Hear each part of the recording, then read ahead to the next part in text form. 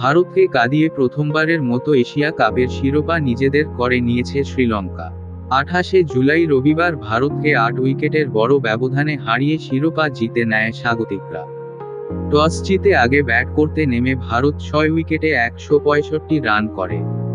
জবাবে 18 ওভার 4 বলে 2 উইকেট হারিয়ে লক্ষ্যে পৌঁছে যায় শ্রীলঙ্কার মেয়েরা।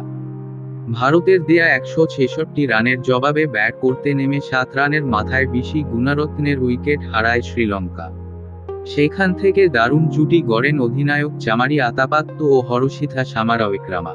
এই দুইজনের ব্যাট থেকে আসে 87 রান। 43 বলে 9টি 4 ও 2 ছক্কায় 61 রানের ইনিংস খেলে দীপ্তি শর্মার করা 12 ওভারের শেষ বলে বোল্ড হয়ে প্যাভিলিয়নে ফেরেন আতাপাত্তু। তিনি আউট হওয়ার পর হরষিতা ও কাবিসা দিলহারি 40 বলে অবিচ্ছিন্ন 73 রানের জুটি গড়ে দলের জয় নিশ্চিত করেন। হরষিতা 69 রানে অপরাজিত থাকেন। তার সঙ্গে 16 বলে 30 রানের ঝড়ো ইনিংস খেলে 8 বল আগে দলকে জেতান কাবিসা। এর আগে বাংলাদেশের বিপক্ষে ঝড়ো 50 করা ভারতের ওপেনার স্মৃতি মান্ধানার ব্যাট থেকে আসে দলীয় সর্বোচ্চ 60 রান।